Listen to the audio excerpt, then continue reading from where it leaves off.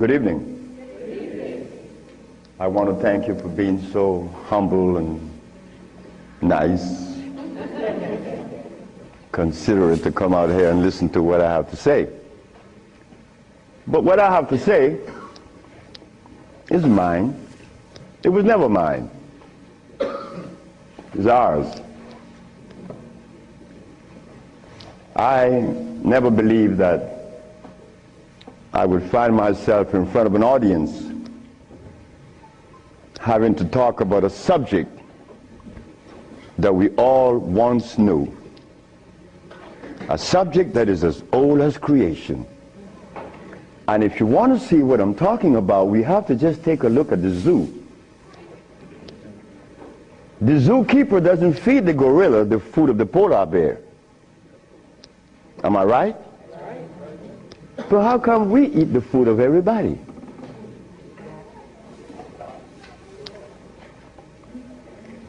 We'll begin this lecture by letting you know, first of all, I'm your brother. No more, no less than you. I can't be smarter than you. That's impossible. We have the same amount of brain cells. So how was I privileged to be navigated to this information? I don't know. I don't even question myself. I just like to live. As a little boy, I hated school. That is the truth. I didn't go to school. I didn't like school. I didn't like to comb my hair. I didn't like a whole lot of things. I didn't like money. I was 12 years of age. I was Seventh-day Adventist. Corby Brown. We left that afternoon from the church. It was the 13th Sabbath. I said, Kirby, how did you like the lecture? I didn't. I said, why you didn't, Kirby? Because they talk about Solomon. I want money. I said, Kirby, but when you have wisdom, you have everything. Well, I don't know what wisdom is now, nor then. But I knew that money was not my pursuit. Kirby said, I want money. We were 12 years of age, 1945. I'm 73 years of age now. In 1994, a young man by the name of Tom Flowers came to me and said, guess who is coming tomorrow? I said, who? Kirby Brown. I said, well, if I remember correctly, Kirby said when we were 12 that he wanted money. I hope he made millions of dollars. I don't have any millions. I don't even have $1,000. Which I don't. But that's okay. I live. I found that avenue, or it was shown to me how to live. Not to read books. Because everybody reads books. But yet, society is deteriorating more every day.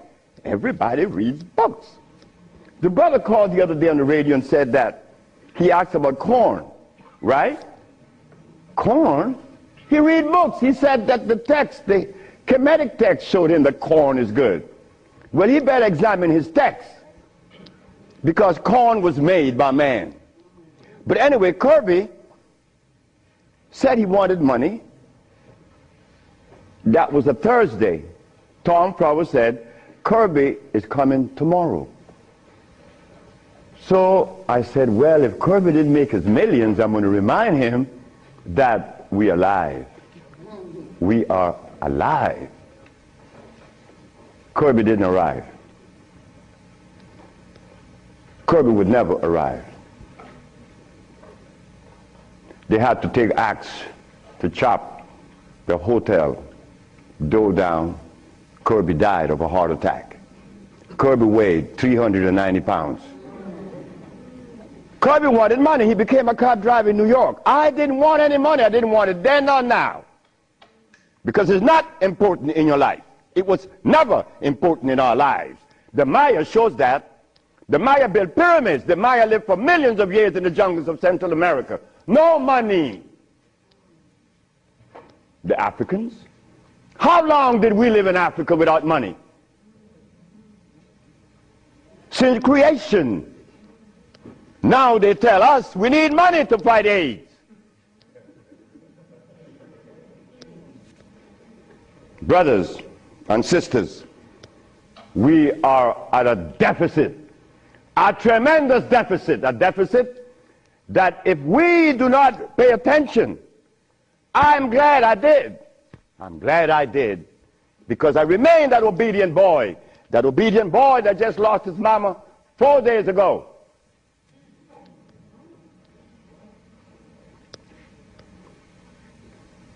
I listen. I listen. But to listen, you can't have a philosophy in your head. If you have a philosophy in your head, you cannot listen to anyone. I was there. I was a Seventh-day Adventist. I listened to no one but those things that came from the church. Well, if I was to listen to the church today, the Seventh-day Adventists, I'd be eating tofu. I'll be sick. You see? I'll be eating tofu. If I had gone to school, I would have become a medical scientist. I wouldn't have been able to cure AIDS, because they do not. They don't cure AIDS. If I had listened to all of the philosophies of Europe, I would have never been able to find the answer to the cure of diseases. But today, I'm going to share with you the African wisdom, the African brain, the African genesis, the African resonance, something that was never taught to us in the schools. Well, why should we expect the school to teach us something that would enhance our growth and save our lives? Why should the school teach you that? When in history has there ever been examples to show that one race of people is indebted to another? That has never been. Then you tell me that the white man is a bigot. The white man was never a bigot. He was never a discriminator. The white man is a person that obeys the first law of nature. Self-preservation is the first law of nature. So the white man, whenever he proceeds to preserve his race, and we sit back and say he's a bigot, it's only because we have lost it and we don't even know how to get ourselves out of this mess. I'm one of them. I'm you standing here. But one day it was to be that your brother would be shown something that would change the profile of things. I left my country, where I was born then. In 1953 to New Orleans, I became a merchant seaman. I was 20 years of age. As a merchant seaman, I became an engineer 5 years later. I'm a steam engineer. Don't ask me how I did that, because that's going to baffle you, because I've never been to school, and I don't read books. I don't read books now, nobody's book. I'm not even going to read my own.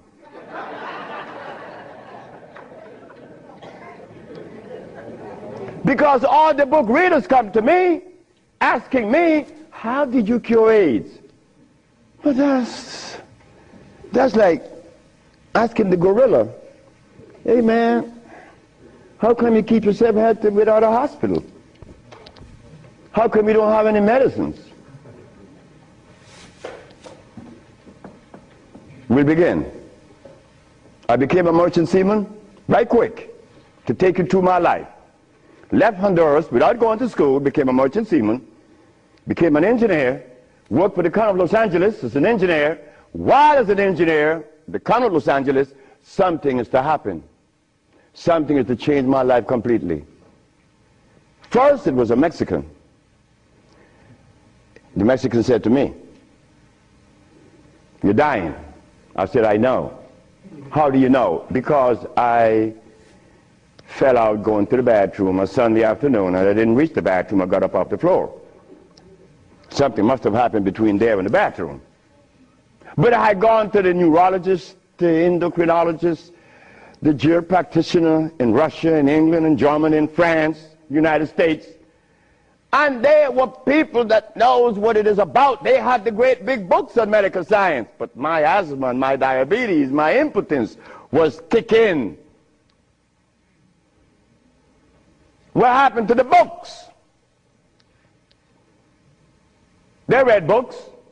All the physicians that treated this boy read books of all kinds. Nothing happened. I goes to Mexico, and the Mexican have a goat in his house. Every 5 words it was bad, bad. And I'm looking around. The Mexican said, "The goat bothering you?" I said, "No." "You're dying because you are disobedient." Then he brought the Holy Bible. "Honor thy mother and thy father, that thy days may be long upon the land." That's in the Bible, isn't it? But how could we honor our mother and our fathers when we don't even know what they were about? You don't tell that to an elephant, to honor his mother, because when he's born, he follows his mother and watch what his mother eats. Do you and I know what our mothers ate in Africa? We don't know, yet we dialogue. We dialogue on this level of intelligence because I know Plato, I know Aristotle, I know all about Diogenes, but you don't know what your mama ate. So everything that you talk about means absolutely nothing. So you see where they have us at a deficit? That's why we need each other. Now, when I became an engineer, the Mexican said, "Stop eating. Don't eat anything." For how long? 3 months. I said, "Are you crazy?" He said, "No, you nuts." You ask me if I'm crazy. You've been eating garbage for 30 years. You've been eating garbage. And I'm going to remove the garbage for 90 days, and you ask me if I'm crazy. What was I eating? Hog maws, chitlin, neck bones, crackling bread, lawn in New Orleans.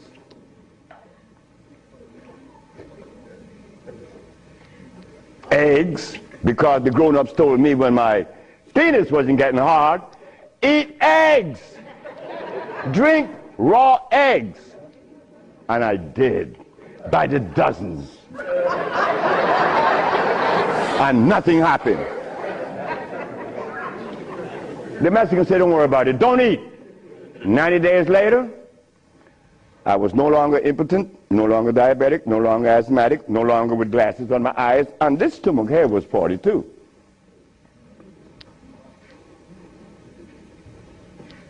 What happened to the science that the physicians were using, medical science? It didn't work, isn't it? But it worked with me. The herbs work with me. This Bible says,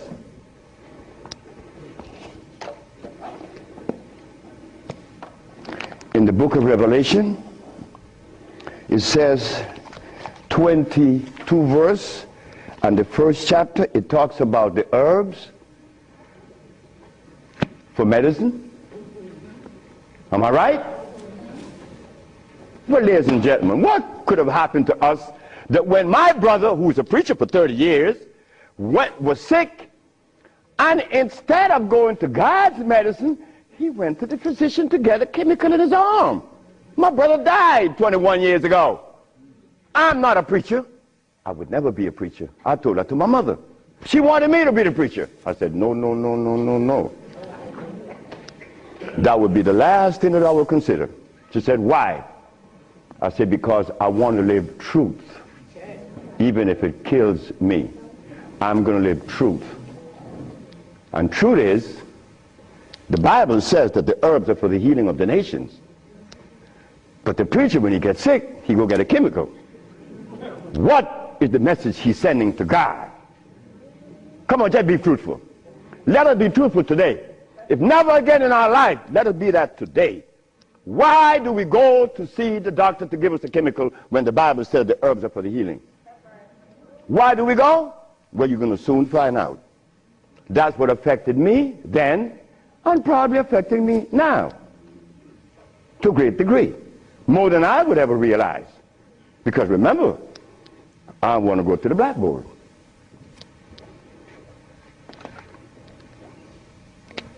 Roughly speaking, Africa. Way overhead we put America.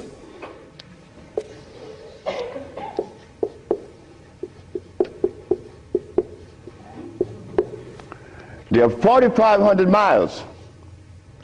What happened between here and here? A lot happened. You see, when we were here, without the mathematics, without the ABC, without the sciences, when we were here, we had something to our advantage that we no longer have here. We are blind here. Here we weren't. We were seeing. Why? Because God provided us with everything we needed here. And none of it was comfrey or rice and beans. There were no tofu. There were no soy there. There were no cows. And there were no hogs, no chicken. There were no flour. Those things didn't come from Africa. You see, rice and beans and flour and cheese and meat and the starch that you eat, they all came from right here, from a laboratory.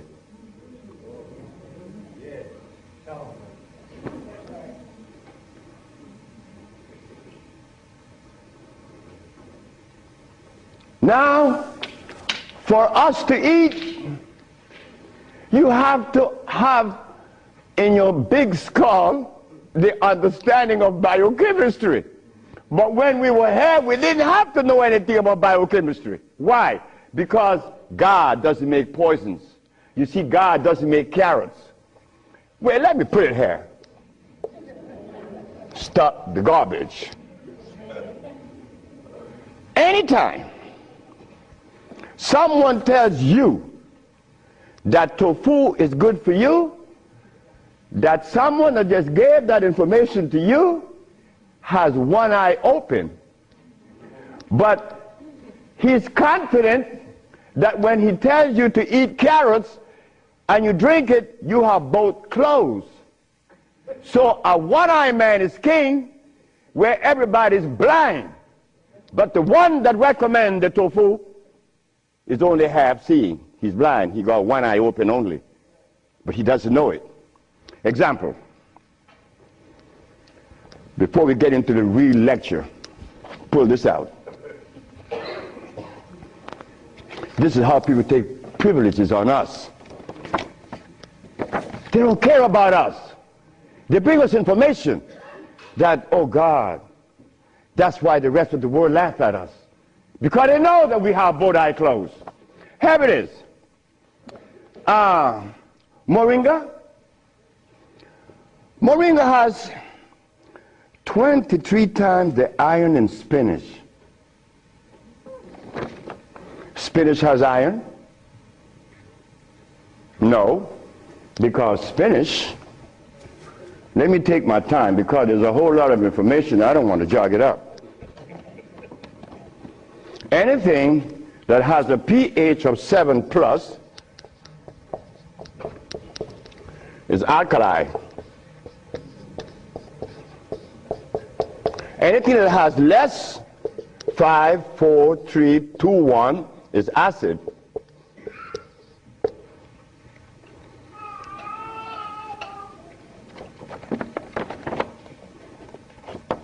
Spinach.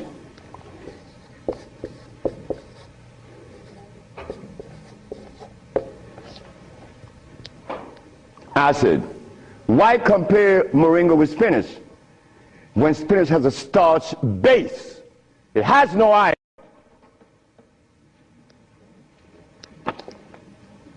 7 times the calcium in milk. Milk has calcium.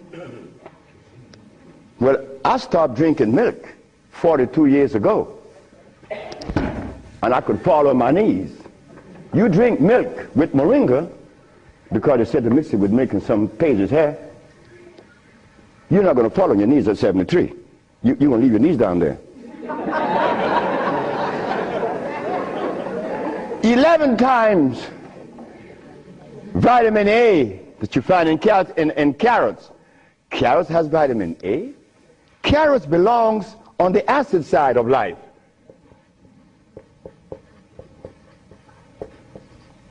So right there, and they say it to mix with carrot juice. Why would they do that? Then up here, they talk about the Ayurvedic system of medicine recommends moringa. The Ayurvedic is Indian. The Ayurvedic system of medicine recommends cow milk. The Ayurvedic system of medicine has never cured any disease, nor moringa, nor any other system in the world. You know what this is like? When Steven Seagal tells me to come to his house because he had a headache for 5 years. Well, I knew why the headache was in his head. It was removed in less than 10 minutes. He had the bottle and said, "This bottle is powerful." I said, "Yeah, powerful, huh?" He said, "Yeah, the headache is gone." You know, he's the Dalai Lama, right? He wanted me to go to Kathmandu. Kathmandu? I'm going to go to Kathmandu. To do what? Talk to lamas. Lamas for what? What am I going to talk to lamas for? They couldn't cure your headache that you had for 5 years. The lamas need to come and see me, not me, the lama. But since we were compromised, we left all our food in Africa. You and I don't even know what we ate in Africa. So don't even go there. But we have the opportunity because one of your brothers happened not to go to school and look outside of the paradigm of school and found something altogether different. And what did I find? That anything that God made is on the alkali side. Why? The molecular structure is complete. It was made by nature, not man. Anything that God made has no starch. That's another thing. Anything that nature makes has no starch. Anything that man made has to have starch, because starch is a binder. To titrate 2 unequal chemicals, you have to use a starch. Starch is not a food. Starch is a chemical. And what have we been eating since they took us away from Africa? Starch and blood.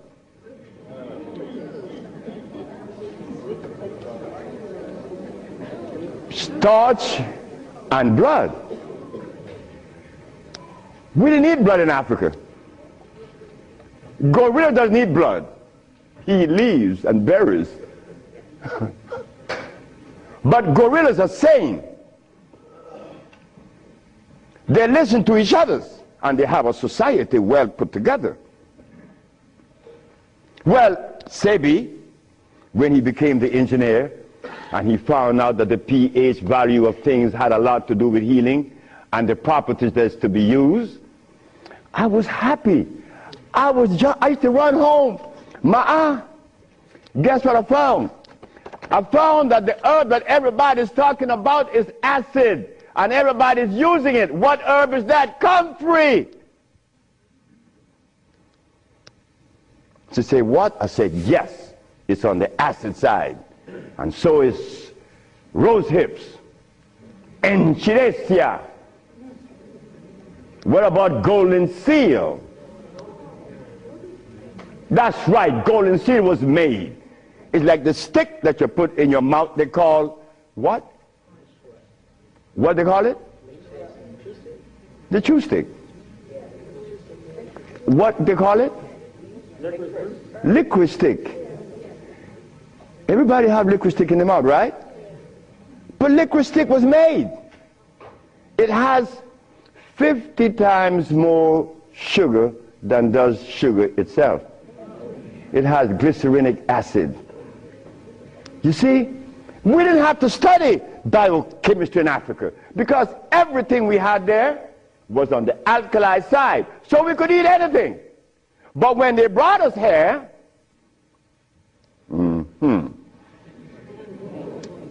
put some clothes on now. And after they put the clothes on you, come here, boy. You got to get in front of this classroom. You have to learn this ABC stuff. But hold it now. Gorillas doesn't take their cubs to be trained by polar bears. Gorillas train her own cubs. The gorilla way. But no. You and I, our parents couldn't do better. They had to take us to the school because they wanted to save us, protect us, because that's mother. Mother doesn't want child to suffer. So mother was shown that if child didn't go to school, they'd be illiterate, and the society is made up where you must go to school if you want to buy a Mercedes. But in our society, school, what you mean by school? We don't have such animal. We build things. And those who've been to school can't even build the pyramids today. Not in Honduras, not to mention the pyramids in Mexico. They're 4 times the size of the pyramids in Egypt. Oh, yes. I know Ben joking and didn't talk about that. But that's okay. Because he need help like I need help. We all need help. So the school that we thought was going to be so equitable, so useful, has become a deterrent.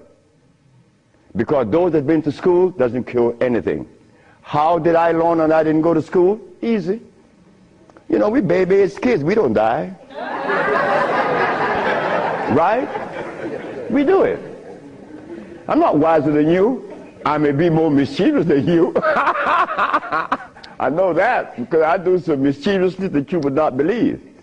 But anyway, as an engineer, I went to work one night and I began to test herbs. And I begin to see that all the herbs that you guys are using are acid, every single last one of them, except for burdock, yellow dock. They're natural herbs. And the other one, which is the red clover, that's a natural herb. They're alkali. They're very good. So I begin by compounding herbs from all over the world. And lo and behold, a blind man was killed named Mr. Fredericks. Then the Japanese, Fred Takashita's wife was killed of endometriosis. She had a baby. She was never supposed to have a baby. It's a white lady from Utah. My boss brought his daughter and his brother with ulcers. They were cured. The boss came to me one afternoon and said, "So you're going to leave me?" I said, "Yep." He said, "You're going to leave me? On your resume, you said that you didn't go to school. And the only reason why I hired you is that I was curious to find out how could a man have an engineer license, never been to school. I wanted you to fail. But instead, you did something that is extraordinary. Are all black people like you?" I say, "Brett Howell," his name is Brett Howell. "Are all black people like me?" I say, "I'm the dumbest." "Yes, they're all like me and more powerful than me." "But how come they're not doing what you're doing? You killed the blind man. You killed my daughter of ulcers. Could they do that?" I said, "They could do it better than me. But why are they doing it? Because they're afraid of you. I'm not afraid of God. I'm not afraid of the devil. I'm not afraid of anything, especially you. Because I don't live in fear." So I say, "Brett Howell, the black man of America is afraid of you white people because you guys made him afraid of you. And you should not feel good about that.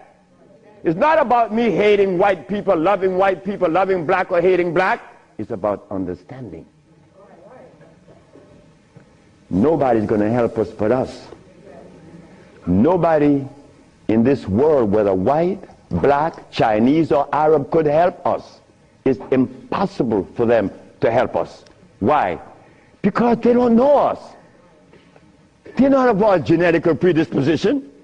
Look, as a Christian, I used to eat pork.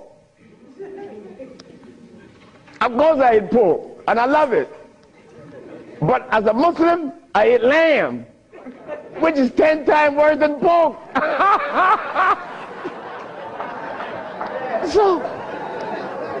So what do I do? Who do I turn to? So after I quit my job, the boss said, wait just a minute, because I think you're crazy. You're leaving your job as a steam engineer in 1980, when herbs in 1980, I'm making $2,900 a month. I'm going to leave my job with 10 years seniority to come after some herb that you didn't like. Why did I do this? I had to do it. It wasn't that I could see that far. I can't see beyond my nose. Talk about years ahead. But I had to quit my job. And I had to question myself, why am I doing this? But I did. And 1980, the boss is looking at TV, 1987, on the 10th day of February, and he see CNN, Alfredo Bowman, a.k.a. Dr. Sebi, is arrested for practicing medicine without a license, selling product not approved by the FDA, and claiming to cure AIDS and other diseases, which is a fraudulent claim. The boss saw that. The boss' wife is in the bathroom because he told me the story himself. He called her out, come and see the man that's arrested.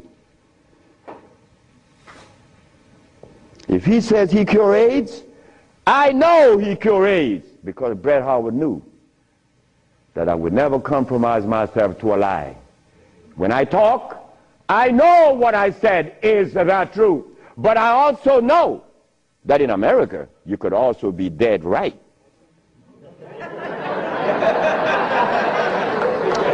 But it doesn't matter. It does not matter. I'm 73 already. They killed me tomorrow, it's all over with. I rather reach 73. My brother, who was a preacher, he only got to 50. But I stuck with you, the black woman. That was my success. You, the black woman. I always kept my eyes on you. Nobody else, not the maid, because I'm one. We don't do nothing. We can't do anything. We need you. Because it is you that held our hand. It is you that breastfed us. My mother breastfed me for only 4 years. But that was sufficient.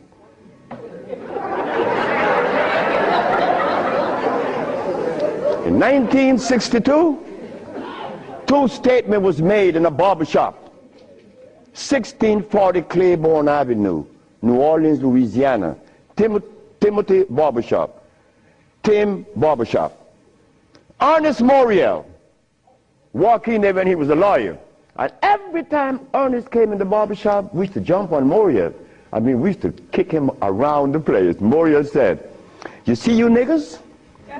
One day, I'm going to become mayor. And I'm going to remember you, Alfredo. That's me. The big mouth. I'm going to have you in jail. Ernest became the mayor of New Orleans. I was in Los Angeles, and the most hurting thing in my life was when I heard that Moriel had passed with asthma, a disease that I used to suffer with, that I was cured of in Mexico, and that I have addressed so many times. Moriel died. Ernest Moriel. Then another statement was made by me in that same barbershop. I said that I would give the black woman a gift. Brother said, Logan said, Sapphire? I said, yes, Sapphire, your mama. I said, she was the first, you came out of her. She held your hand. She teach you everything about the basic things of life, and then she cut you loose. Now she worth nothing. She's Sapphire. I'm going to give her a gift. 1962, that statement was made. But 1962, I was sick. I had asthma, I had diabetes, I was impotent, I had everything under the sun. But in 1964, I was cured, and years went by. Then I found out this is the gift to the black woman. The healing that I found is in your hands now, black woman. Yes, it's in your hands. So in 1987, I was arrested. And while I was in jail, I was the happiest man in the world. Because when I was 40 years of age, I was going to work, and I passed by Miss Louise Wright's house on my right, and I made a statement: I'm going to help humanity. And here it is. 1987 is the showdown. I was arrested. All of the people in New York that were healers, I don't need to call their name. They say, yeah. They got the big mouth.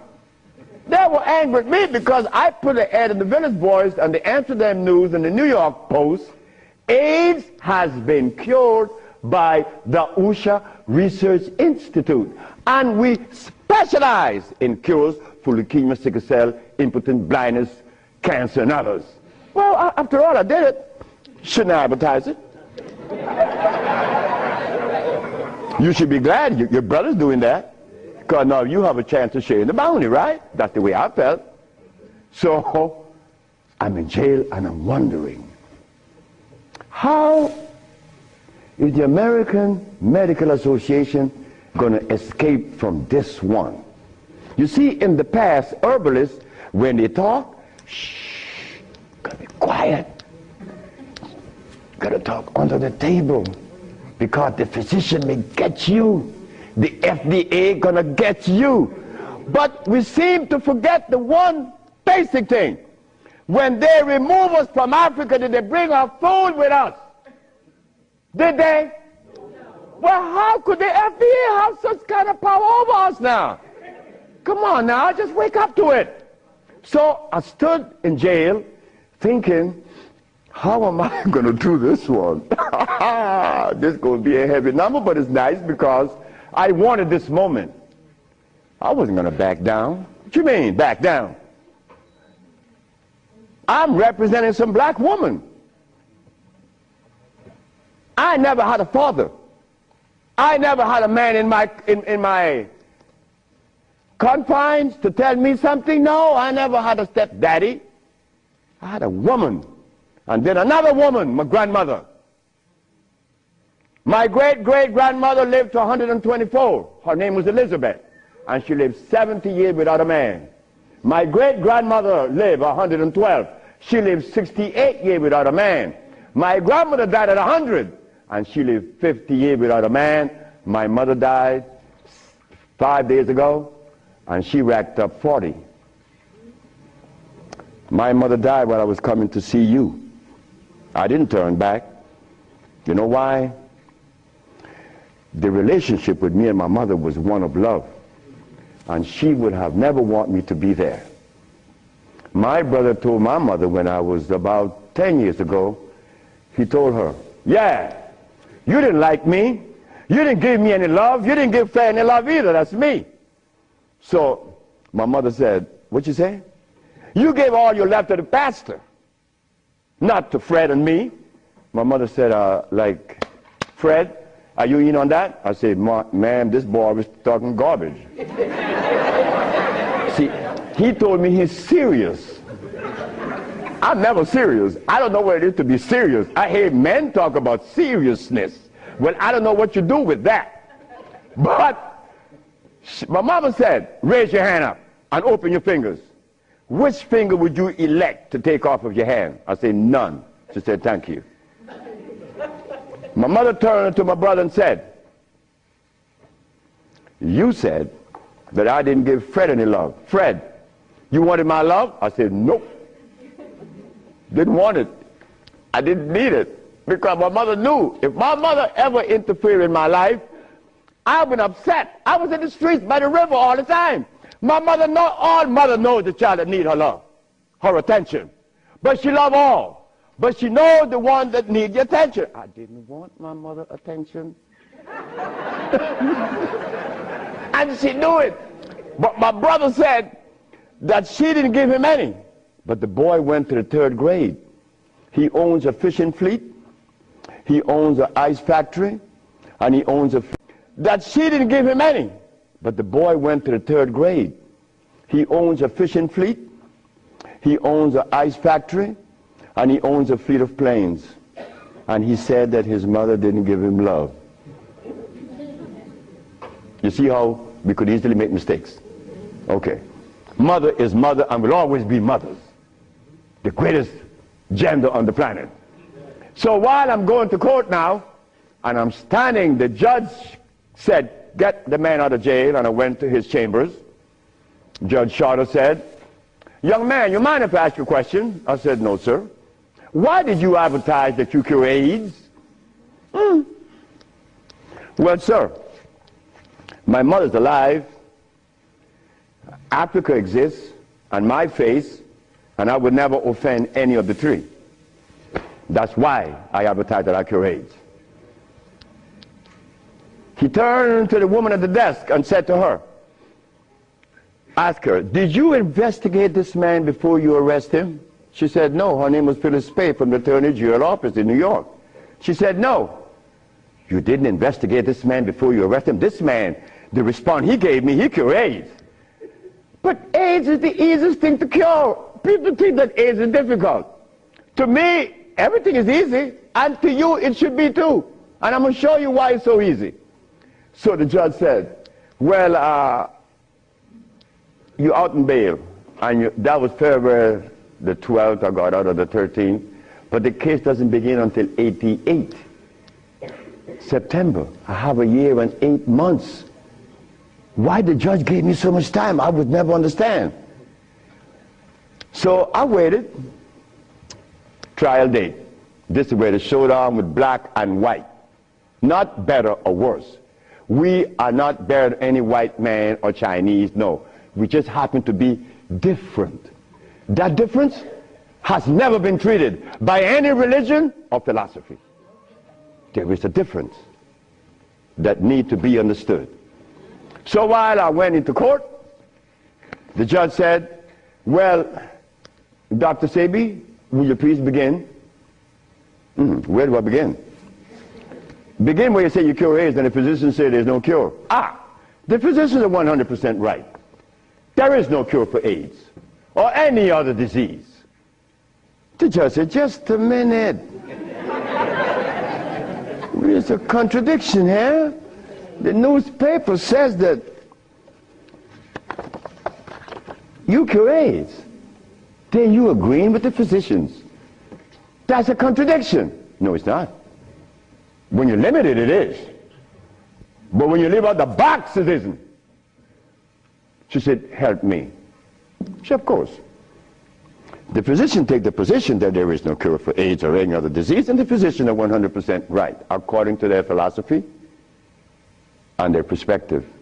Their medicine didn't show them a cure. So how could they say that there is a cure? But the perspective that prepared me, there is cure for AIDS and every other disease.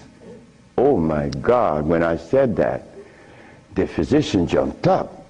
Your Honor, Dr. Victor Herbert said, Your Honor, what other perspective could there be? After all, you know, this patent on us, the FDA has a patent on us. You cannot talk. The FDA talk, you shut up. Oh yeah? Well, I'm going to find out. So, the judge said, what perspective is yours? Dr. Victor Herbert, Dr. Bonanno, and Dr. Christopher said, how could there be another? I said, there is another, Your Honor. And what is the other? The African bioelectric cell food. I've never heard of such a thing. That's what the physician said. He have never heard of the African bioelectric cell food. I said, of course. But we have to remind the good physician that he have not heard of a whole lot of other things. But that doesn't deny the existence of the African biomineral electric cell food. What is it? Okay. The allopathic claim that there are multiple diseases. The African biomineral balance negate that position. There's only one disease, never been two. The allopathic claim that to treat the multiple disease you must use a chemical, which is violating God. Right? The African biobalance said no. It's a nutritional approach, electric food. Your Honor, I told you that this man was insane and unscientific. He said there's only one disease, but there's only one. Remember, I'm the boy that didn't go to school. I'm going to break things down to the least common denominator. When I was a steam engineer, I found out that in a machine, thermodynamics I'm talking about, or an automobile, the only thing that could cause this machine to go bad is what? Short circuit, obstruction, overheating. The same thing with the human body. So what did I do? I put compounds together that would cleanse the human body of what? Of mucus. In so doing, AIDS, sickle cell, lupus, herpes, blindness. But it sounds too simple, right? Well, that's not my fault. They have complex things, and then they deal with the complexity. And boy, that's a job. But with us, on our journey from Africa to America, it was easy because the slave master had a ship and brought us over. But getting back to Africa, we get confounded. We can't go back now. We don't know how to go back. We better not even go back. Because when I tried to go back, this is what I did. My first trip with a passport was to Kenya. So I went to Kenya and they said, where your passport? I said, I have no passport. I said, I was taken away 500 years ago. I'm back.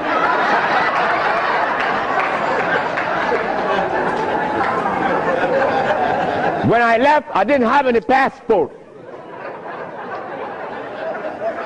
So why are you asking for a passport now? Is a passport African? Put him one side.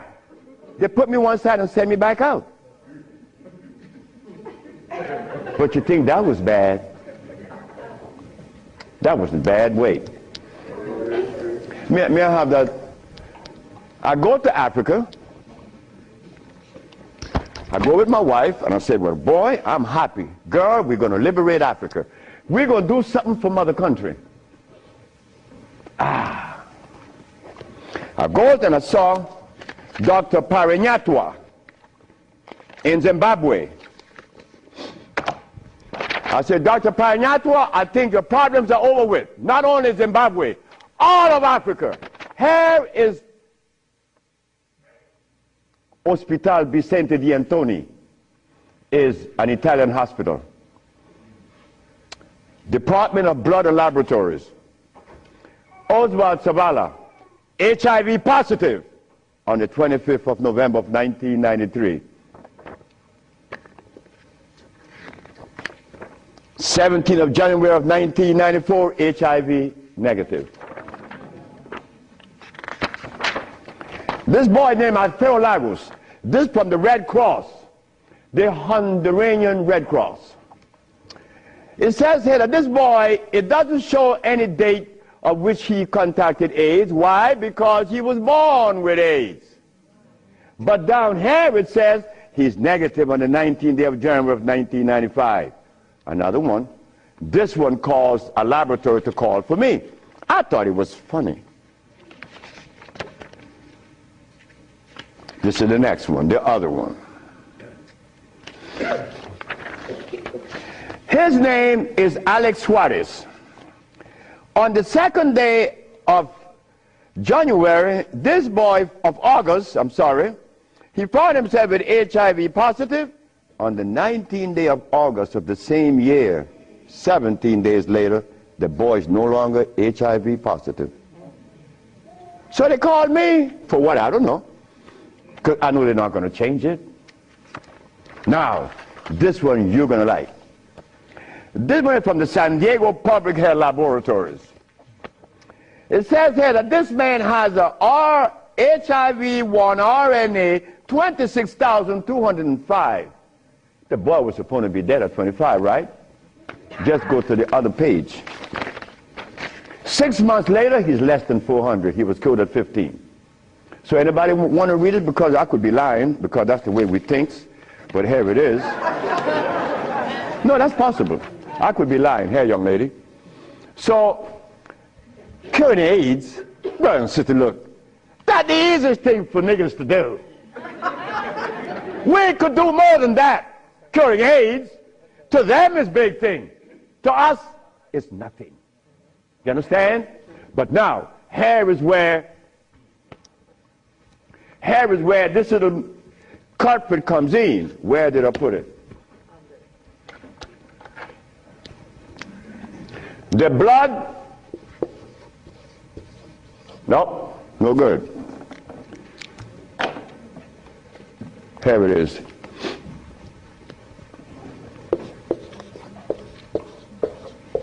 Blood and starch.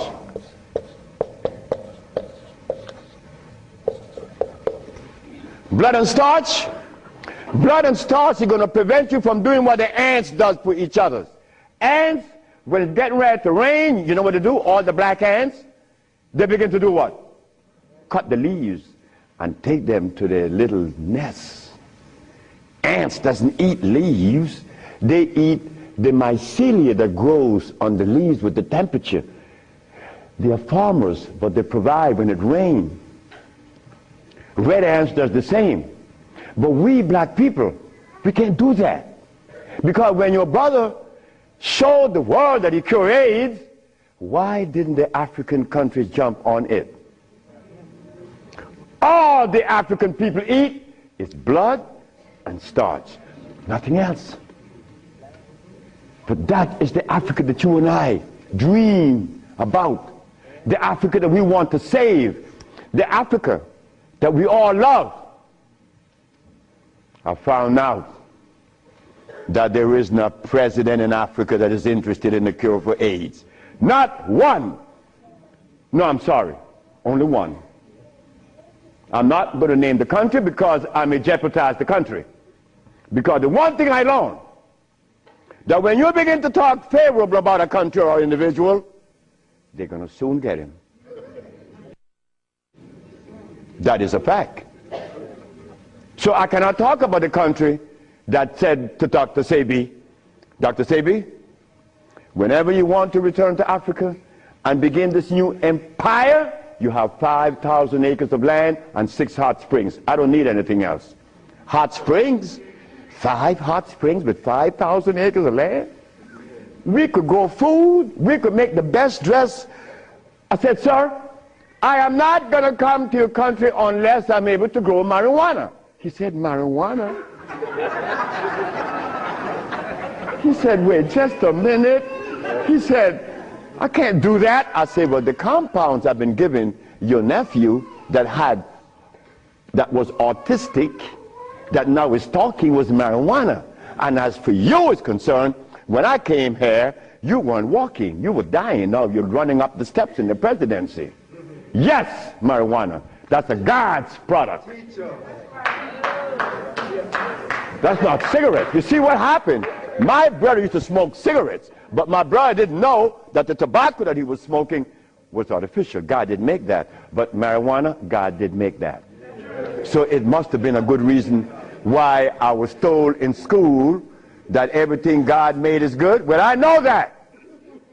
I live that. And I always will smoke it for as long as I live. Why? Because I have that right. I have that right. It's not everybody that uses it, from autism to arthritis, is cured, because everything that God made is good. So as I go to Africa, all happy, I came back with my tail between my legs, because it ain't happening. It ain't gonna happen. They're not interested in that. But the one thing I noticed today and yesterday, and you may have heard it, President Clinton and Sanjay Gupta, they found the end of AIDS. How could they find the end of AIDS when they have not found the end of diabetes, the end for sickle cell, the end for any disease? But they're going to tell us that they're going to bypass these lesser diseases and jump on the major one, and they got the cure for it.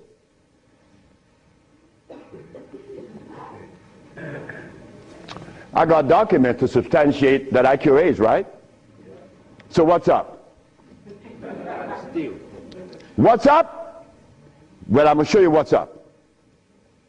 When I was in Zimbabwe, the Department of Health said, why do you come to us saying that you could help us? And your leaders in America didn't help you. My leaders in America? What do you mean by that? They mentioned Minister Farrakhan. I said, just a minute. I don't follow any man. I follow women. And I don't follow sick people. Because if I follow sick people, then I got to be sicker. I go to Brazil. They say, why don't you, if your leaders didn't help you, why should we? I say, my leaders, again, they brought these leaders in front of me. And they mentioned something like Al Sharpton and Jesse Jackson. I say, oh God. I say, why you all ask me about these people? I never knew of Jesse Jackson or Al Sharpton or Oprah Winfrey promoting something that is equitable and good for the black community. That's never been. What they could do is march. That I know. But why do you ask me about it? I'm asking you, why can't you incorporate this in your repertoire? You said me, I have no leaders. My leader's my mama. The biggest testicles that anybody I've ever seen, they was on my mama. So don't ask me about leaders. I don't follow leaders. I never was part of that thinking. I don't need anyone to lead me someplace. So now I'm asking you, what do we do now? I cure AIDS. Are you going to call Oprah? You don't need to. She could advertise 1 million pieces, broken pieces, right? But that's fine. But she cannot advertise the cure for humanity. But there's one little dude that got himself in trouble. And he was totally unaware of what was going to happen. This little dude, I'm home with my wife, enjoying myself, a Sunday afternoon, looking at TV, somebody threw a rock on my window. It's Randy Jackson. What did you want? My brother want to see you. Your brother? Michael? Okay. I went. Well, he's sick as hell. Well, I treated him, and he got cured. He saw it, and he was encouraged to take me to the Rayburn building on Capitol Hill. Oh my God. This is going to really confound you. Michael Jackson took me to the Rayburn building on Capitol Hill on the 31st day of March? April. No, of March. March. It was March. 31st day of March of 2004. I said, why are you taking me there? Because you cure AIDS. I said, but what makes you think that they are interested in that? What makes you think that the world is interested? I don't care if it's any country in the world, they are not interested. Especially Africa. They were never interested. AIDS isn't killing Africa. Hepatitis C is killing Africa. All of West Africa is red line for hepatitis C. What you talking about? But they're Muslims. So they have to eat the Muslim food, which is goats and lamb.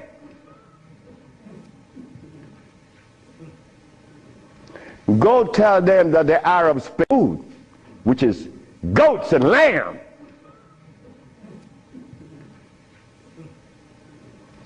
Go tell them that the Arabs played a trick on their brain. You cannot do that. Me, I remain the son of the jungle woman. The jungle woman that didn't have any clothes on. Yeah, I am her son. I stuck with her and she liberated me. You have to hear this. One morning, I woke up and I heard the music that was playing. You know how you turn your radio on and you're sleeping, but the music on the radio would influence you, and you dream that you're seeing the artist that's playing, right? You ever had that happen to you? This morning, I'm listening to John Coltrane. 4 o'clock in the morning on channel 850 on the TV. I'm sleeping, and I'm hearing John Coltrane playing Interstellar Space. But then, something was happening while this music was playing. I was looking at a black woman doing this from behind a tree. I woke up, and I didn't know how to interpret that dream. But then I was leaving that morning for Los Angeles. As I got to the airport, the governor was there. The governor said, "That's him. That's the man that cured Alcida of leukemia. That's the man I'm talking about." The governor had a lot of people around him. So I went. I was leaving for Los Angeles. He was leaving for the capital. He didn't know that we were going to meet that morning. So they was talking to me and asking me questions. Finally, 2 men that were standing away from me, they were white men from the United States. They came up to me and said, "Well, we have heard of your miracle cures." I said, "Sir, I don't even know what a miracle is, especially perform one. I just happen to cure leukemia. That's not a miracle. To you it may be. Because your school of thought have you to believe that curing these diseases is one great big feat. No, it's simple common sense. I'm an African. Now this is where the naked women are going to come out. They said to me, "We have heard of your miracle cures, but have you been saved?" You see? Right there, I consider that an imposition.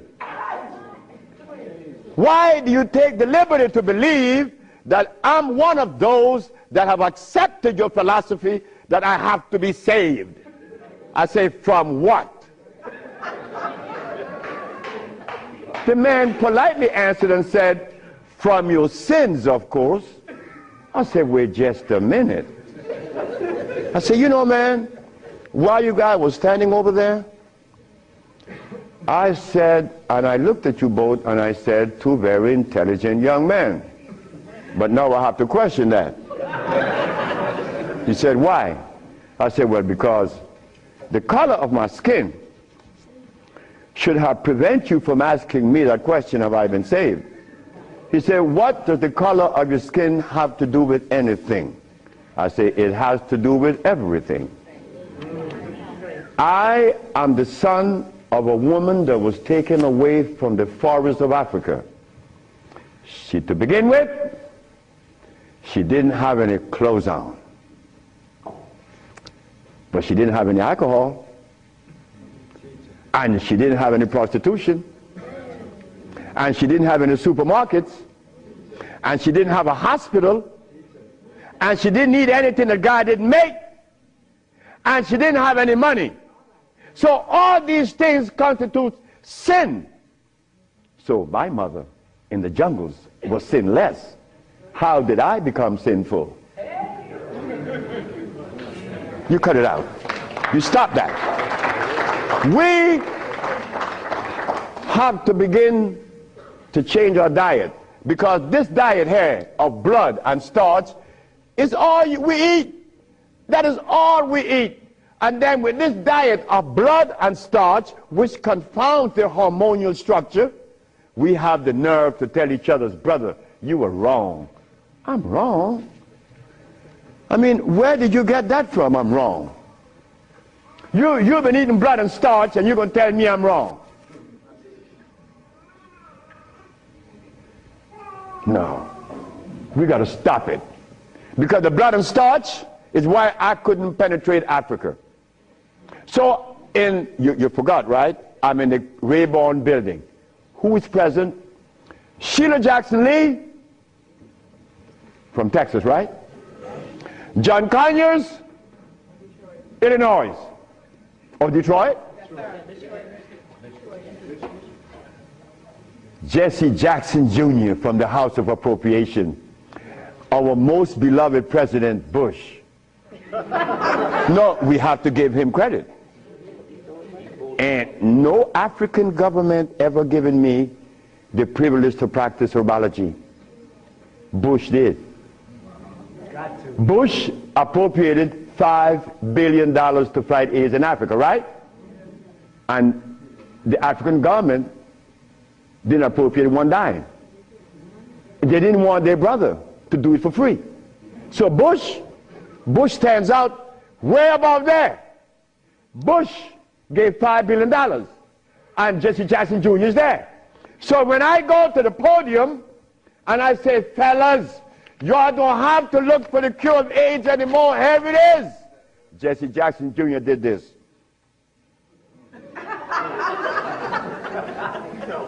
I said, I'm going to talk about this. I have to write about this in my book. Because you, not me, but you and I believe in the leaders. We hope that they could do something, right? Well, they had a chance. So 17 African ambassadors, only one came to me from Mali. The only man came to me and said, Dr. Sebi, I have to respect your position, and I appreciate your position. You have proven that you cure AIDS, and I would like for you to go to Mali. But that's not the country I was talking about previously. He just presented himself that day. But Jesse Jackson Jr. didn't tell you that I cure AIDS, right?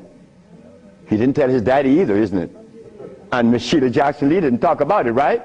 And so did John Conyers. So who gives a damn? You see? But that's good. That's good. We don't need leaders, isn't it? So we're going to do it. Because we're doing it now. Because those black women I'm talking about, there's one sitting there. They are going to tell the world we cure AIDS.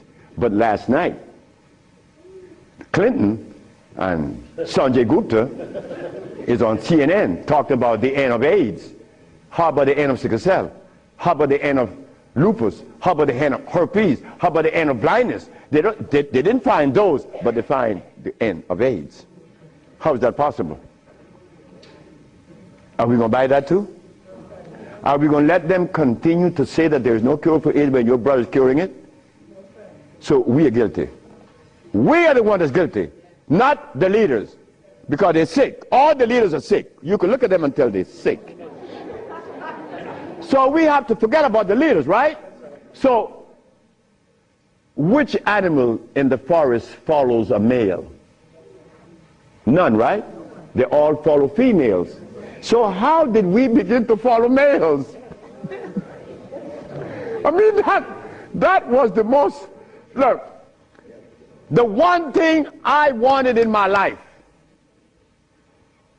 was a woman laying by me as my significant other or my wife, that she didn't have a God or a devil in her brain. That woman is sitting there. Because I could not have a woman laying by me and she worshiping something else. I mean nothing to her. No, you worship you. That's who you worship. That's who we worship in the forest. And we were doing quite well because none of us, her children, could talk about how long did our parents live in the forest of Africa. You don't know. For millions of years since creation. Did we have money? We live a perpetual vacation. Now I gotta wear this stupid suit on. When I didn't have to wear any clothes. But now just to live, I have to have a $15,000 suit on, a $5,000 shoes. I have to have all kind of stuff on me. And then I qualify. I qualified. Do you have a master's degree? Man, I didn't go to school. Oh, put him aside.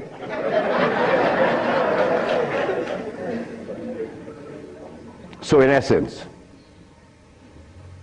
there's no one on this planet that is interested in the cure for any disease. None of the leaders, none of those who are talking, they are not interested. It was simple. It was understanding that is alkalinity that cures, not acidity. And any healer that comes to you with these things, like adding carrots, like moringa, it says here, one of the things that I are careful with, it says here, if you add carrot juice with it, it's going to help you. But just a minute, carrot was made by some dude in Holland. It's very acid. So this moringa knows that you have both eyes closed, so I could sell you anything. We don't want that anymore. We don't want to tell stories anymore. We don't want to protect the stories anymore. But you see what happened? When you have been healing or call yourself a healer for 20 or 30 years using comfrey and rose hips and recommending tofu, and someone comes on the set and says that you may not be quite right, man, you get off there. You begin to get crazy. You begin to go crazy in that person because you have invested 30 years and people know you, and now you can't turn back and say, I was wrong. Well, I was wrong. And it was one little lady, 94 years of age, named Mrs. Holloman. I was along with the rest of the healers. I was reading these books by Jethro Kloss, Alma Hutchins, Indian Herbology of North America, Myers, Christopher, also this other named Shooks. And they all have calcium in it, so I had to believe that, right? And I went to Mrs. Holloman. I said, Mrs. Holloman, you got to drink carrot juice. She said, sit down, boy. I think you're crazy.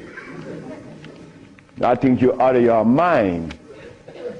I'm 94 years of age. I don't wear glasses. I don't need you to come and tell me to drink carrot juice because I know that carrot is a poison. I was in Rattan, the island of Rattan, and a woman was listening to me talk, and she asked me, what is the best breakfast in the morning? I said, I don't know. She said, a glass of hot water. I know she was right. The sister was right. So in essence, all of the hoopla about AIDS was just noise. We've been curing AIDS since 1984. Why didn't you know about it? The media didn't let you hear it, right? Jesse Jackson Jr. didn't talk about it, right? Well, I think in the book I have to mention his name because this is what's happening. They're lying to us. And we have to stop it. We have the cure for every disease in the world. We, the black race, is responsible. Not the white, not the Chinese, not the Arab. The Arab need help. They need help now. All Arabs need help. Because there's no way in the world where you find the highest incidence of eye problem like Arabia. Because they eat lamb. But could you go and tell an Arab to stop eating his lamb? It's like going to tell someone that uses cocaine, stop. Then you're crazy. Like going to Africa and tell a Maasai, hey Maasai, you only live 47 years, man, and you're going to die because you're eating raw blood and starch. He's going to chop your head off. And he should. Then we go to Guinea, and my wife came to me running. She said, the young man in there with his wife, he's 19. And she's complaining he's impotent. At 19, she said, yes. My wife came with it. What happened? We asked the boy, what does he eat? He eats cassava. Cassava?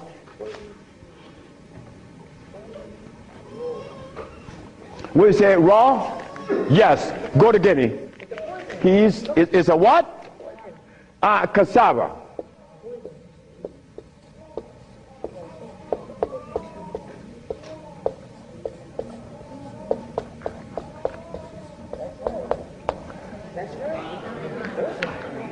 I want you to go to any African country and tell them, no, just ask them, please, why do you eat cassava? Oh, this is African. This is from history. Hey, African, I know you've been bamboozled too, because cassava is not a product of nature, nor of Africa. Cassava is a starch that needs the aid of a man to grow it. Cassava cannot grow by itself, and it has cyanide. But the cyanide has already affected the brain. He cannot think for himself. It's like talking to a Haitian or a Brazilian. In fact, the only country that I have ever visited that have people dark like me, but nobody in Brazil is black. Brazil.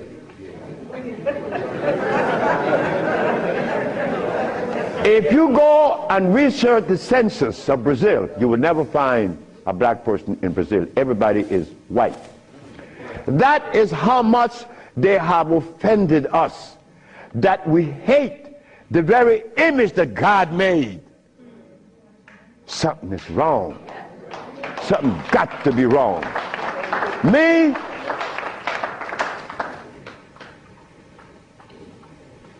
I was a very good Christian, and a very good Muslim, a very good Buddha. And I wanted to join the, well, I don't want to mention it, but anyway, I was a good everything. But what I found, that they were feeding me the wrong food, and I had to deny all of them because they feed us garbage.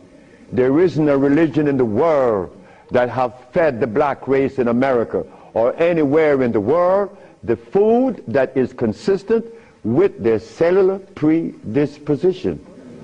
So if you, my religion, is feeding me the wrong food, then what is the message you are sending?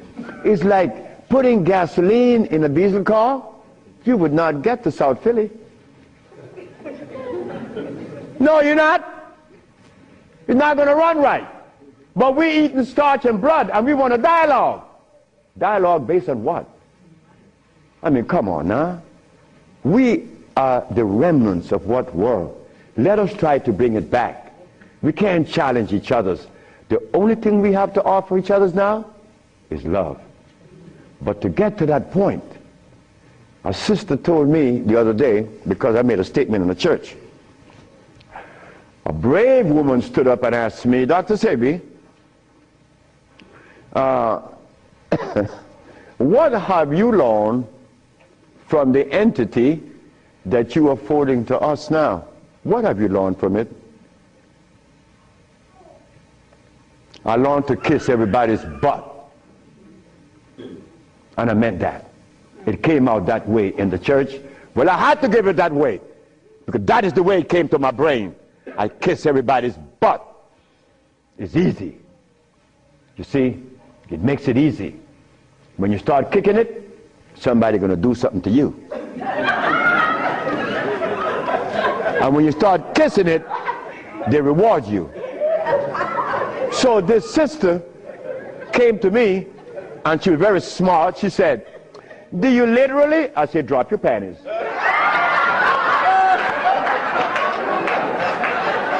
Well,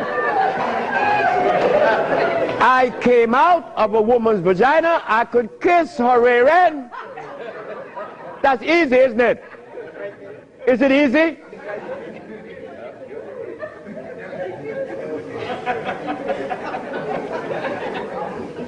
See, I have no what you all call shame. I don't know what that is.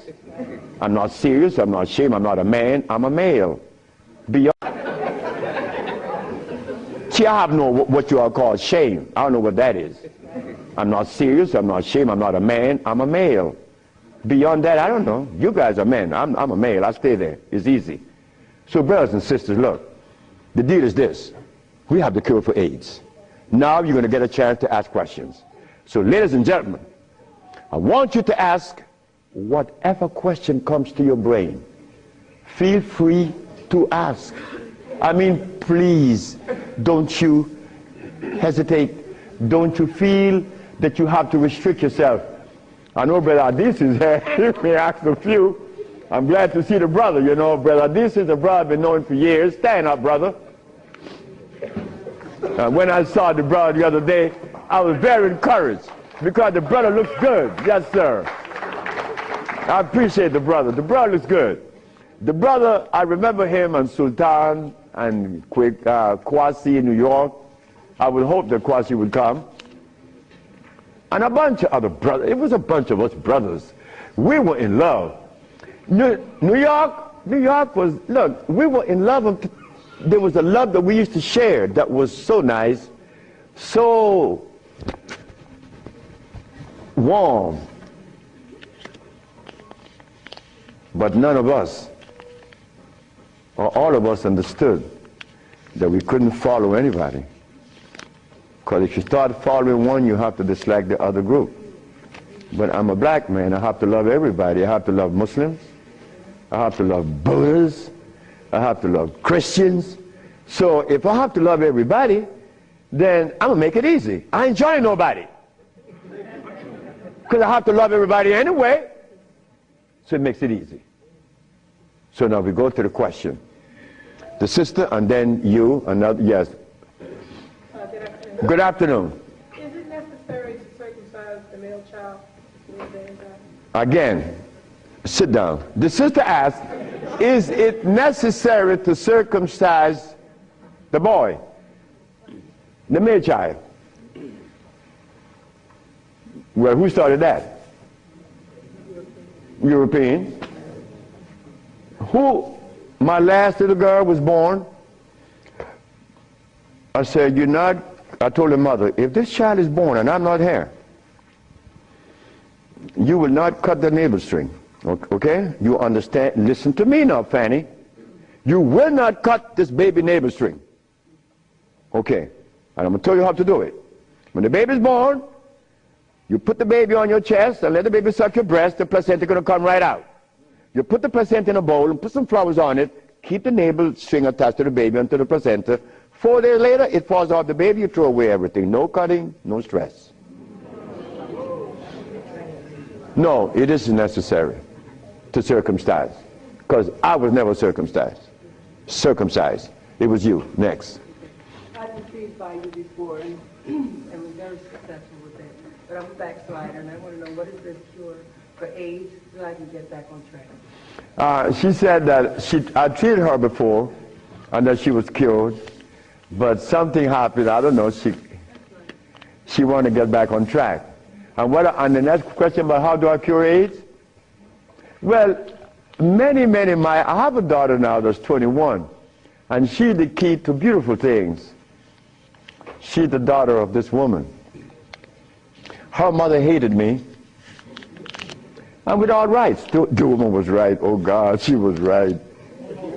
I have 2 wives in the same house, and this woman is in love with me. Oh God, this nigga is crazy. He's a Solomon. Nigga, look, you are a jive, MF. Her mother cursed me out. She cursed me out, and I'm standing looking at Miss Margaret, and I could see the hurt in her eyes, because this woman is in love with this man that already have 2 wives in the same house. Boy, what do I do? And I find myself in this triangle here and don't know how I got in it. But years went by. No, she got a baby, she got pregnant, they kick her out of the house. But that's okay. She had the baby little girl, Zave. Zave grew up. Zave was 19. She cured her mother, her grandmother, of diabetes. The little girl that this woman didn't want to come into the world grew up to cure her of diabetes. Last month I got a notice from the mother that Zave just killed a woman in New York of AIDS. How do we cure AIDS? It's simple. We put the compounds together to address the mucous membrane, to cleanse the mucous membrane, to cleanse the bowels. Simultaneously, we went to the forest and found the herbs such as the, over here on the alkali side,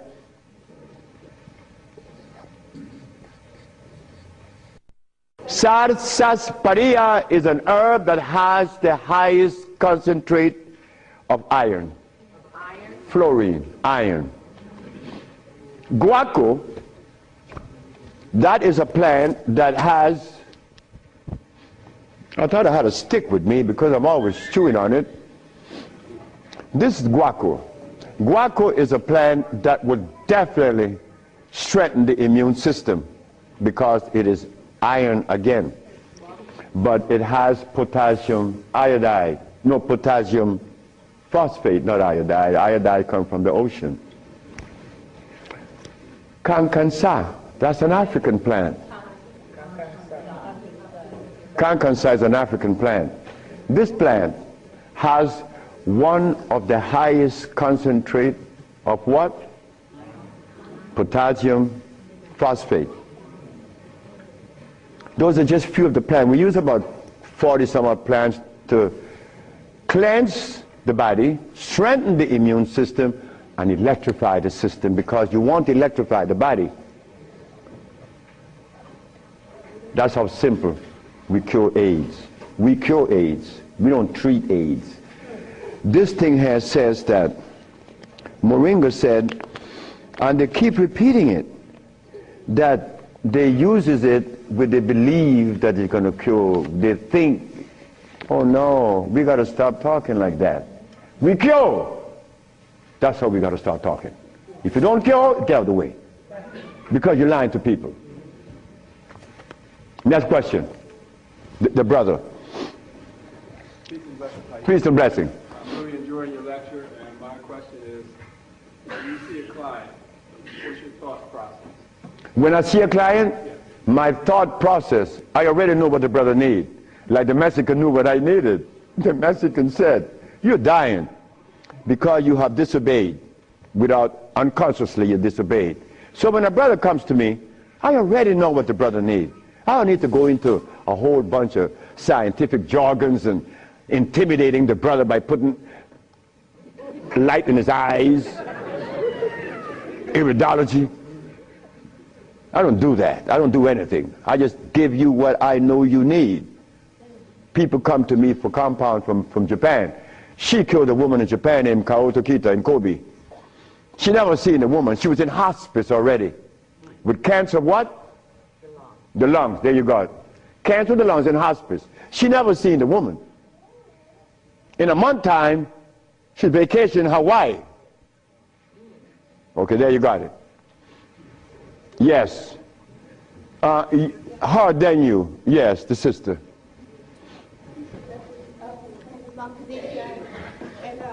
I have a sister who she was diagnosed with Alzheimer's, and she's been in my care for 2 years. I do have her on a fresh food diet, all organic foods, all raw foods, and I'm seeing a big improvement. But I feel as though she needs some other things. And what else can I do to help her? Alzheimer's. She has Alzheimer's, yes, sir. Okay, Alzheimer's. That's a brain problem, right? Remember what I said? There's only one disease? Okay. When you have mucus in the nasal passage, it is sinusitis. When you have mucus in the bronchial tubes, it's bronchitis. When you have mucus in the lungs, it's pneumonia. But now you have mucus where? For you to have Alzheimer's, where is the mucus? So we have to remove the mucus from out of the system, especially the brain, but then we have to feed the brain.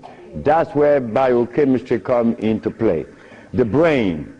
Like if the sister was suffering with rickets, that's bones, right? So we have to address calcium. If she had leukemia, it would be blood, that's iron. But now she has Alzheimer's. She has mucus in the brain, which prevents the brain from receiving what? Oxygen. Now, what is the brain composed of? Copper and carbon.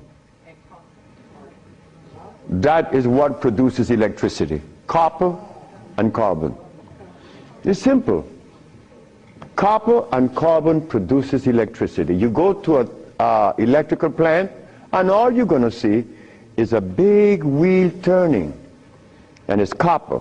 But against the wheel are these carbon brushes, and the friction of the carbon and the copper produces the resonance they call electricity. Electricity is not fire, it is vibration. But when you short circuit it, it's become fire. So yes, we do have, but she must go to Honduras. What is her age approximately? What? Oh, she's young. She's young. She's very young. She could go to Honduras, and it would be fast. Why Honduras? Like sister went to Honduras with her husband, Linda, Richie, and her husband. She will see the improvement in days. Like the woman went down with a goiter. Like the brother went down there with his stiff leg, and in 3 days he was running up the hill. And he could not believe it. Like, this is where a name comes to mind. And I want you all to remember this, because this is a woman that we all love and we all respect. A brother was taken to Honduras, to the village. You see, the thermal waters in the village has a pH of 8.9. One of the highest attainable pH in waters is found in Honduras and in Africa. Thermal waters, that is. The little boy named Shelby, he has AIDS. He has Kaposi sarcoma. All the black spots on his body. The boy went to the thermal bath 1 day, 2 days, 3 days, 4 days. The boy came out of the bathroom screaming. The black spots were gone. His mother and my wife Ma'a were very close friends. Ma'a told Malakia, take Shelby to Honduras. On the 4th day, he's doing good. How long is Shelby going to stay there? 1 month. I said, 1 month, he's cured. On the 4th day, the sore disappeared, right? On the 10th day, he tell his mama, I want my passport. She said, for what? I want to go back to Los Angeles. Dr. Sebi says that you have to stay here a month. He said, bitch, did you hear me? That is what we, mothers and fathers, get from our children today because of those hamburgers. It wasn't Shelby's fault.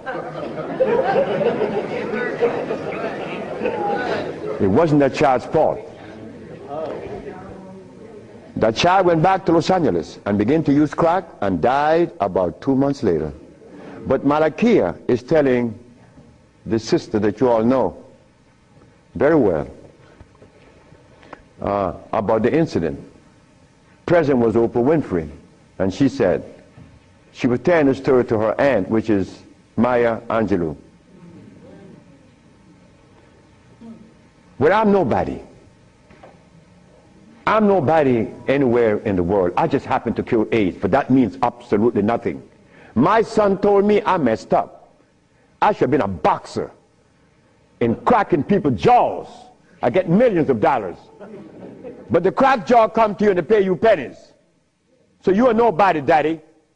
In this world of today, curing AIDS or any disease means absolutely nothing. I am not a famous person.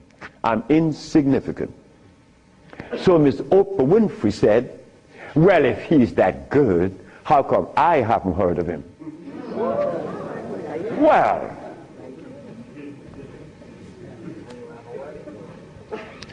I'm not famous. Oprah Oprah. It's white.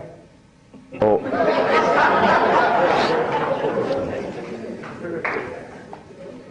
My book would be out in July. I know she's not going to advertise it, although she suffered embarrassment with 1 million broken pieces. But that's okay. We have to remember the blood and starch. So when you go home, you remember the blood and starch, because that prevents you from liking you, from loving yourself. Because I was there. I was there. Did I want to blow my brains out once? Yes, I did. Well, why was that? I was stressed. I was eating blood and starch.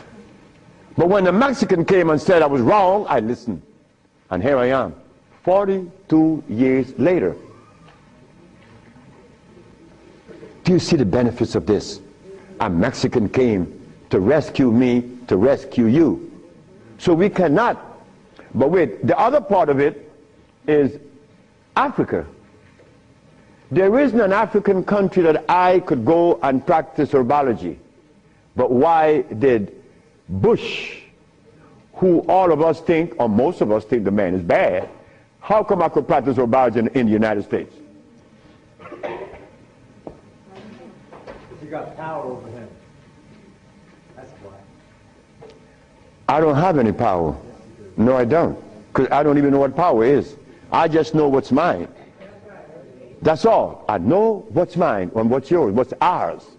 So what's ours, when the Supreme Court said, the FDA said, you are not supposed to sell these products. Exhibit A. The FDA said, what? That I'm not supposed to sell my products? Well, maybe the FDA knows the food that is consistent with the African cellular predisposition. Because when they removed us from Africa, they didn't bring our food with us. Maybe the FDA knows about these foods. Could you tell us, please, Mr. FDA? But when the FDA talks, we get scared. Scared of what? They're not God. You understand me? No, I don't have any power over nobody. I don't want that. If you know what I like to do, you would know I don't want any power. the brother in the back. Hepatitis C. Yes, sir. Mr. Charles Fisher. Who is Charles Fisher? He was the manager for LL Cool J. That was my second case of hepatitis C. Yes. What is hepatitis C? The liver has been stressed. Right. Beyond. Hepatitis C is nothing. Maria Elena from San Pedro had cancer of the liver. Her mother and her aunt bought the black dress to bury her. The doctor sent her home to die. Maria Elena's sister saw a newspaper with me in it. She said, hey, there's a nigger down there in Jutiapa that got a big mouth that says he could do a bunch of stuff. And she came. 2 years have gone by. Maria Elena is healthier than her sister. Yes. What is hepatitis C? It's when the liver has got so toxic and loaded with what? With poison. Blood and starch. So we clean it, clean the body. Because you have to clean the intestines, you have to clean the liver, you have to clean the blood, because all of these have been affected. Yes, brother, we have cured many of hepatitis C. So what herbs would you use, doctor? It's not an herb, it's a therapy. Therapy? It's a therapy that we have. Okay, I was sort of encouraged to, what's that, interferon. Interferon? Yeah, I was encouraged to be... Brother, interferon is something that's been on the set for 25 years, and I have been curing AIDS and sickle cell and lupus, herpes, blindness, and paralysis. Interferon doesn't do that. Interferon is a chemical that is derived from the penis of a brother. You know that, right? You know it. Yeah. That's not even right. Come on, the Bible says the Bible said the herbs are for the healing of the nation. The Bible isn't saying about chemicals. Right? Okay. So now, we could tell the world, yes, we object. Oh, one more thing. One more thing is very important. Many of you have insurance companies, right? Insurances.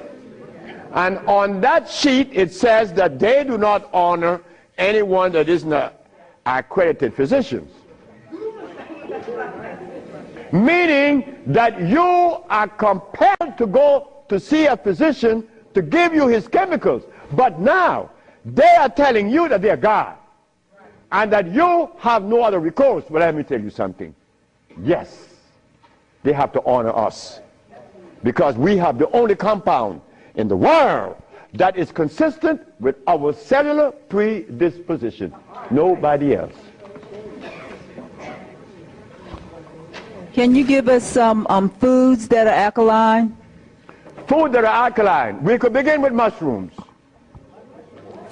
We could begin with mushrooms, quinoa, quinoa, quinoa,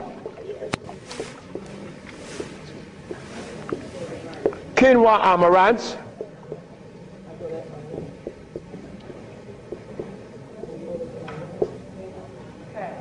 mushrooms,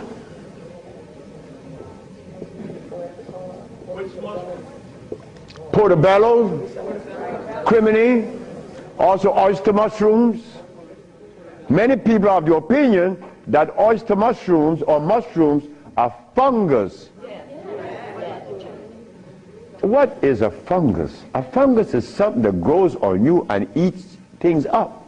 Mushrooms are the product of mycelia. This is a network that nourishes. I have cured many diseases, psychological problems, with the Stropharia cubensis. So let me tell you something. Mushrooms are very good. They're high in potassium. Yes. And then the next, wait.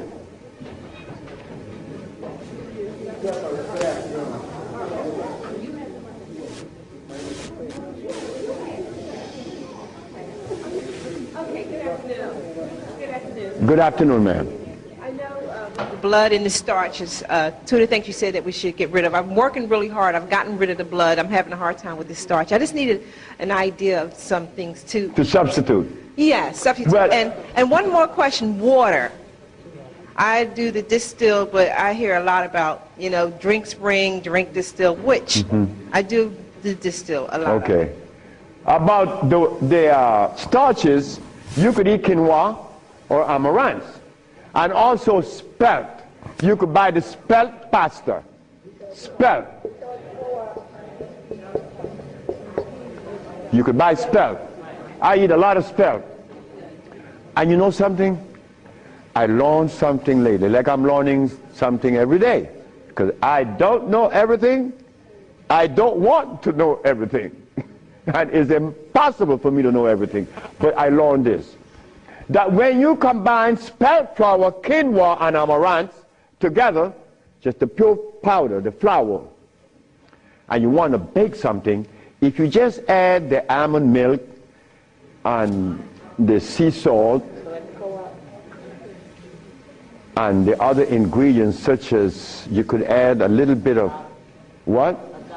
Agave is good. That's very good. But now, if you want this flour to rise up and be fluffy, who said sea moss? You did. You cook the sea moss to a jelly, and you take about 2 tablespoons, and you put the cooked sea moss in the batter, along with the almond milk and the rest of the ingredient, and that stuff becomes fluffy. I said, this is a natural yeast.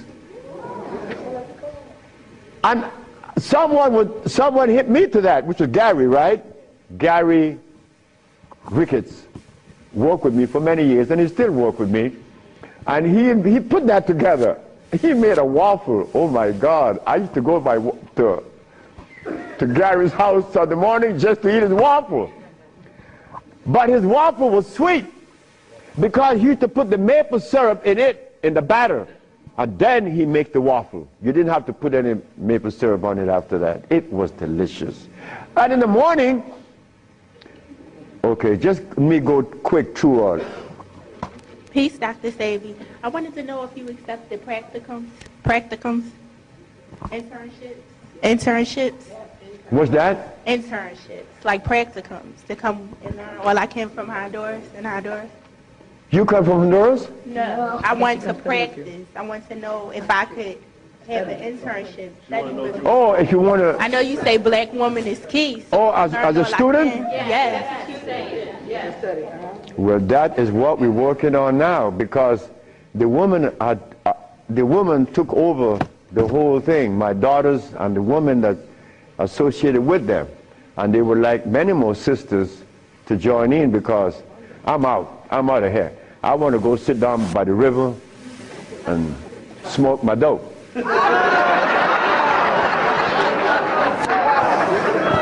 can I get your information? What's that? Can I get your information? So wait, the sisters, give her your number, because she's the one that's in charge of that, and I'm quite sure that she's going to consider you. Okay. Wait, the brother is deciding. Hi. Thank you for coming. Yes. My name is Justine, and what I want to know is, how do you get rid of fear? How to get rid of fear? Yes, fear. Ha ha! There ain't a nigga in the world as scared as me. And you want me to tell you how to get rid of fear. But you know something about fear? Fear.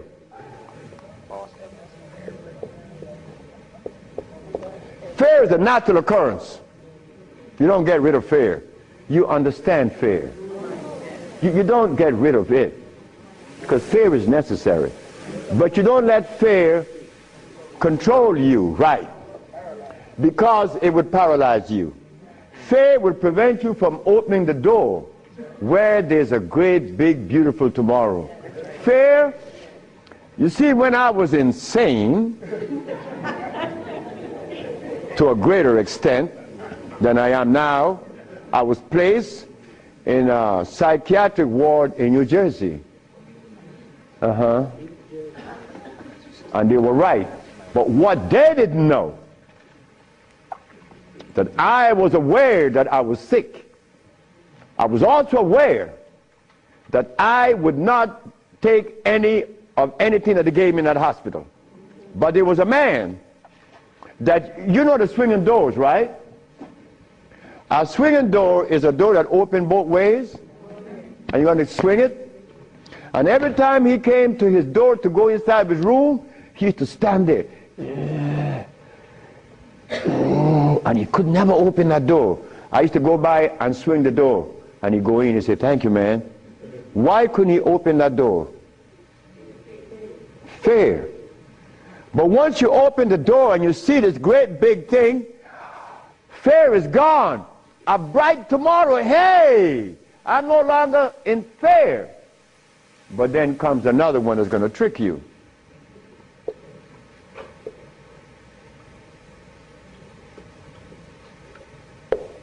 What that surety? Is E? All right. Surety. Surety make you do this. Yeah, I'm bad now, but there could be a quicksand there, and you're gone. So you learn that when you conquer fear, then you walk, but you test carefully. And if you conquer surety, then you go into the other one. And this one I'm going to really trick you. Power. Power gives you a freedom to execute, but not to violate. Because if you violate, even though you're in power, they will kill you. They did that to Nicolae Ceausescu, right? In Czechoslovakia. Because Nicolae Ceausescu wanted everyone to stop eating meat. Because he knew. But you don't change people overnight. They killed the man. Because he imposed some other laws on them that were cruel. He used to kill them too. So power has to be understood, not to be misused. Then if you survive power, then you get the last one that's going to get you.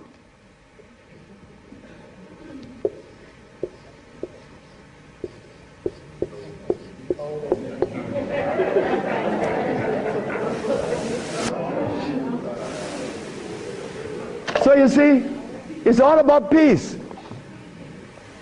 I'm happy that I'm 73 years of age and that I'm happy, but I have to thank the Mexican. But when I go around my brother 73, are you all right? I say, Marcel, that's the only one alive now. My age. I say, you asking me if I'm all right? No, man, I'm not all right. He's coughing. He got these back pains and stuff. And I say, you could do better than that, because you're only 72. I'm a year older than him. But he can't see beyond where he's at.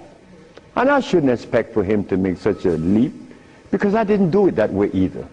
Because even after the Mexican had stopped me from eating the stuff, I went back cheating with some chicken. And one day I went by Brother Bill Stenner's, the Golden Bird. You all know the Golden Bird in LA, right? You remember that? And I bought some Golden Bird chicken. I ran home, and I look out the window, nobody's coming. and take it outside and spray the house, because they had these 4 black women. They were nosy. These black women were nosy. They always come up. What you have? You open the refrigerator, looking all around. They must have seen something in me. But these 4 black women were the one that stopped me from lying. Stop eating that chicken, the last thing. But here I am. And I'm happy to say that here I am. Because I want all my brothers to say, here I am, at 80 or 90. Because the man that healed me was 94, and he had 2 wives in Mexico. He was healthy, wore no glasses, and he was always laughing. He said, look, before you leave, remember this. Never you socialize with people that are serious.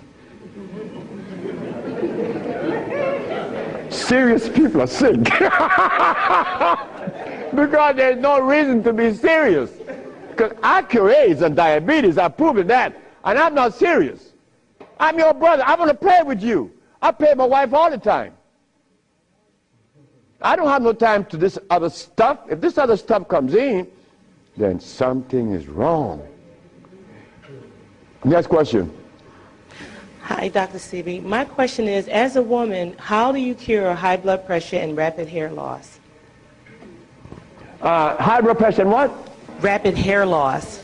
Rapid hair loss? Hair. Or hair? Hair loss. High blood pressure. High blood pressure is easy. Just stop eating. Where we have the product to remove the pressure immediately.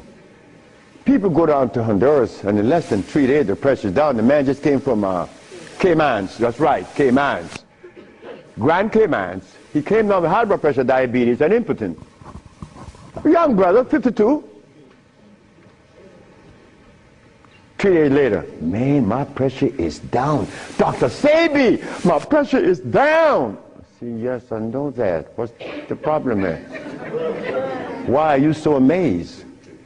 5 days later, my sugar is gone. I don't have no more sugar. And then, on the 10th day, he come with his girlfriend telling me. I like to see that. Because I was impotent. And these old folks in Honduras was telling me to drink eggs and wine and meat, cheese, butter. And the Mexicans say, you're crazy. Stop eating, and you can get all the sex you want. Stop eating, and it happened. So brothers, if you're in trouble, stop eating. And there's a product outside, they call it Viento. Brother, I don't care how much in deficit you are, you will be out in less than 24 hours. I know. I have to be abreast with that because my wife is 20 years younger than me. I can't allow this woman to get ahead of me. You understand? And she looks good and she's youthful. So I have to maintain energy. And I want all of you brothers to understand that that stuff that we eat, wait. Just draw this for you, that we will see what it is I'm talking about. Because this is important.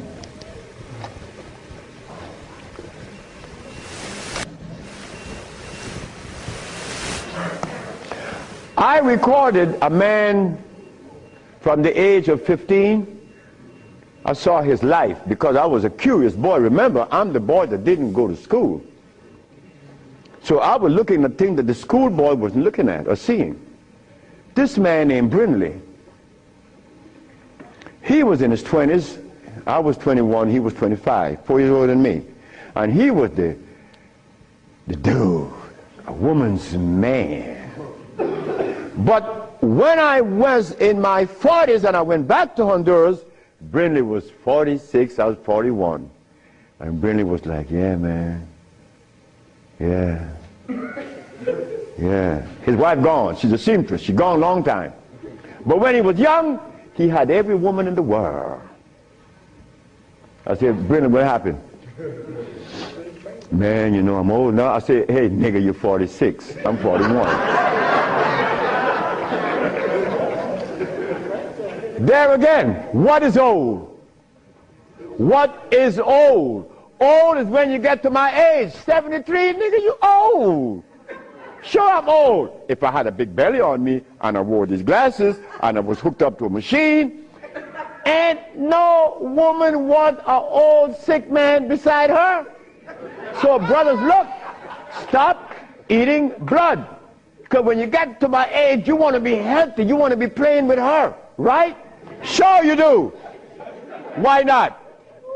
She's your companion. You want to play and laugh with this woman. Brindley couldn't. Why? You see, this stuff right here.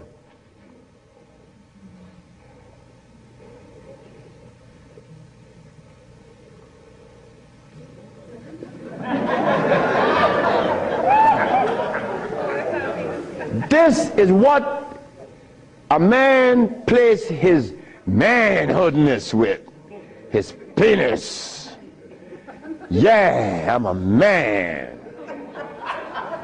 But in here,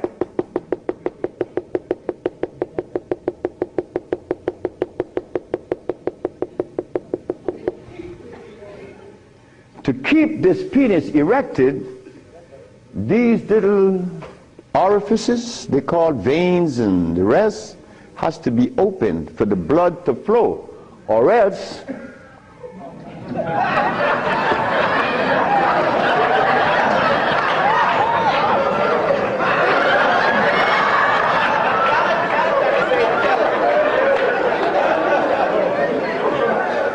you think I can't talk about it? I was 30 years of age. That was happening to me. And the last person that saw that was a woman named Audrey Williams. She said, what's wrong with you? I said, I don't know. She said, you're sick, you better see a doctor because you're too young. You're 30 years of age. And I did. And it happened. But I had to stop eating. On the 1st, 2nd, 3rd, 4th, 5th, 6th, 7th day, I was happy. On the 8th, 9th, 10th, 11th, 12th, 13th, 14th, I was going and holding on to the bathroom. Everything was spinning around. Why? Because all of the mucus that was leaving my brain, my eyes was very foggy. I couldn't see. I was already wearing glasses, but now it's worse. But on the 17th, 18th, 19th, on the 17th day I woke up, I was looking at the ceiling, and I remember feeling so calm. A feeling that I had not experienced in many, many, many years. I was calm. On the 27th day, I didn't hear the wheezing in my chest from the asthma.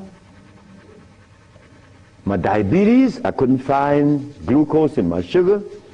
But on the 57th day of fasting, of not eating anything, I had an erection. Why? Why? Aha! They drain out. It drained out because I was taking these herbs and drinking water. Taking these herbs and juice and drinking water. And the body got a chance to do what? cleanse itself. You see, it's easy to bring back that happiness that we could love, that we could share,